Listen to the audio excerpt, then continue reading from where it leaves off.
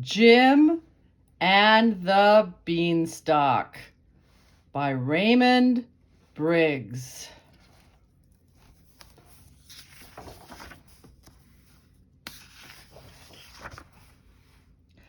Early one morning, Jim woke up and saw a great plant growing outside his window. "That's funny," he said. "It wasn't there yesterday. I'll see how high it goes." And he began to climb up the plant.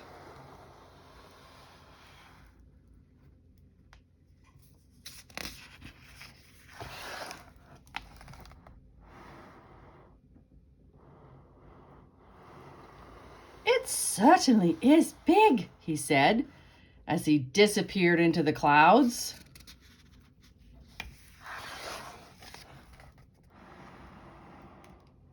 When he reached the top of the plant, Jim saw a castle.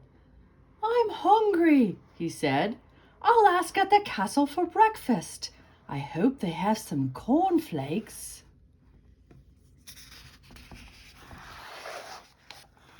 Jim ran to the castle and knocked on the door. He waited and waited until the door was slowly opened by a very old giant. "Aha!" said the giant. "A boy! A nice juicy boy! 3 fried boys on a slice of toast. That's what I used to enjoy eating in the old days, but I haven't any teeth now. Come in, boy, you're safe."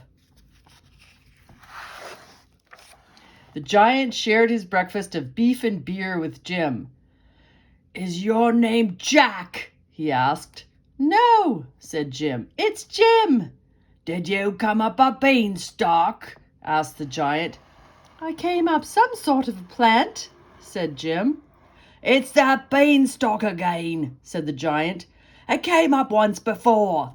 That nasty boy Jack stole some of my father's gold and took our golden harp and our golden hen, and I've never really been happy since. Now I'm old too. I can't even see to read my poetry books because the printer's too small." "Don't you have any glasses?" asked Jim. "Only beer glasses," said the giant. "I mean reading glasses," said Jim. "They go in your nose and ears."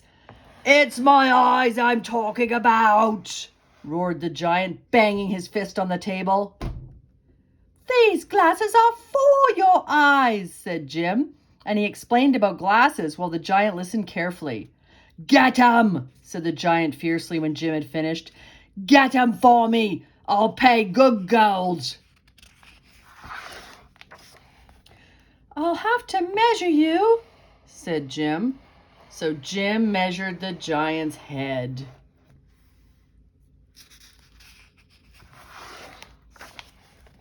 The giant gave Jim a gold coin, and Jim climbed down the beanstalk as fast as he could, holding tight to the coin.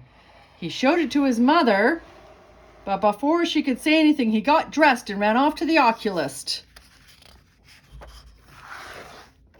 The oculist could hardly believe his eyes when he saw the giant gold coin, but he set to work straight away. He worked all night, and in the morning the glasses were ready.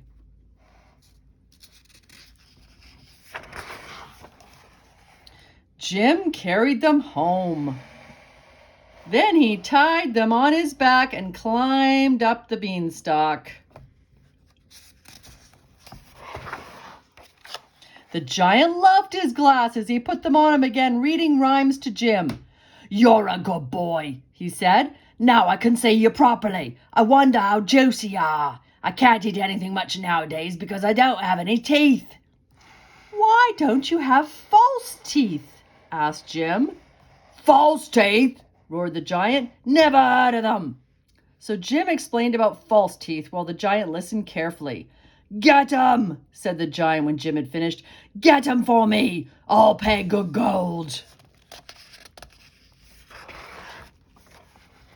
So Jim measured the giant's mouth. "Make 'em big," said the giant, "and sharp. I like sharp teeth." The giant gave Jim a gold coin, and Jim climbed down the beanstalk as fast as he could, holding tight to the coin. He showed it to his mother, but before she could say anything, he ran off to the dentist.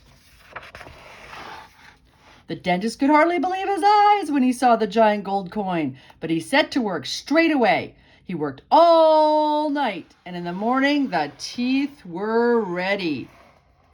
Jim carried them home. Then he tied them on his back and climbed up the beanstalk. The giant loved his new teeth. He jumped up and down, chomping his jaws and gnashing the teeth until sparks flew.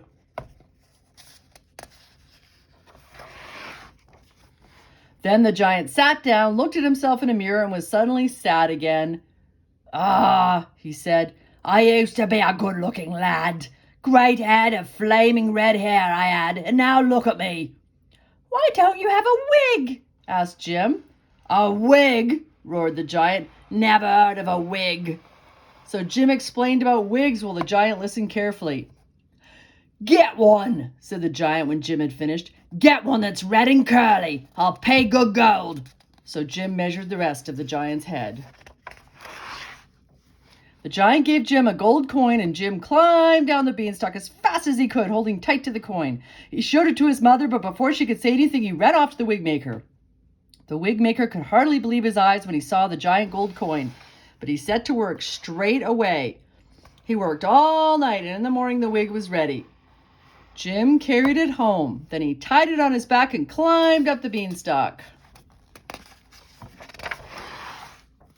The giant loved his wig.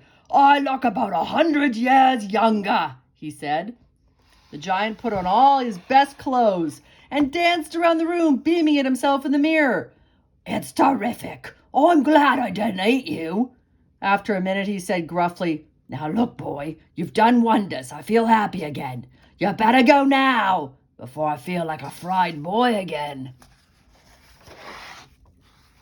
Jim said goodbye fast and ran to the beanstalk. He slid down it and landed in a heap. Above him, the giant shouted, "Chop that beanstalk down, or I might come down and crunch you up with my new teeth." Seizing an axe, Jim swung mightily and chopped down the beanstalk. At the very moment the beanstalk fell, something else landed beside Jim with a thud. It was a giant gold coin wrapped in a giant piece of paper. On the paper was written, "Dear Jim, thank you for the teeth and the glasses. Also, the lovely wig. Your friend, the giant." Jim ran inside and showed the giant gold coin to his mother. "At last you can keep a coin for yourself," she said. Somewhere in the distance, Jim heard a roar of giant laughter. The